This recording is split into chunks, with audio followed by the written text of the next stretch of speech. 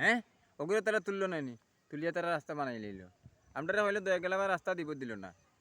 এখন আর গাড়ি আনাইতে পারবো না, রেল বই দিয়ে 30 বছর ধরে হকটি খালি মাফ হইন আর হইন দিলাইব দিলাইব দিলাইব, এখানে কোনো দেন না। ও সাইঠান দেখাইতে বলে সাইঠান পাত্র উত্তর ভাঙ্গি ভাঙ্গি যার ও সাইতে গা বুঝছো নিবা মানুষ মানুষ চলাফেরা করতো না নি, তার হেয়ার এয়ারলাইন বানিয়ে তার বানাক দেন। আমি ইন্ডিয়ার বাংলাদেশ কিতা করতাম, আমি নিজে চলতাম পারি না। এটা বা মুরব্বী সাহেব রাস্তা না দিয়ে রাস্তা বানাইলে আর এখন রেল ফয়লা কইলে দিলাইব, এখন রেল বই গাড়ি আর আইতে পারবো না।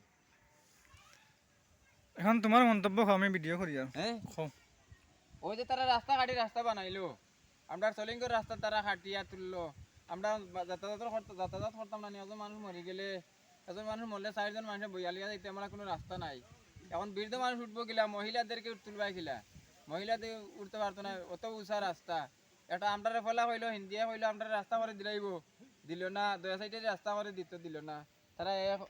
এরপরে তারা দয়া সাইডের মাটি তুলিয়া রাস্তা বানাই নিল।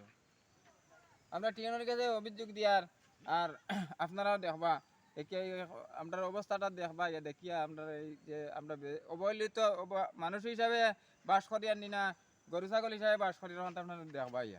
আমরা অত সব মানুষ এমনি তোমার 300-350 জন মানুষ যাইতাম খানো, কোনবার রাস্তা বা যাইতাম, রাস্তারও তো দরকার আছে না না বাড়ি করে ছাড়িয়ে দিতাম গিয়ে আমরা ইয়া করিয়া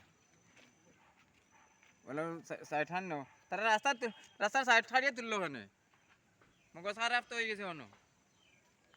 ওই যে রাস্তার সাইডে আছে নি তা 30 ফুট দেখাইতে পারবে না রাস্তার পাশ, 50 ফুট নিচ আর উপর 30 ফুট গাড়ি অ্যাক্সিডেন্ট করবে ভালো।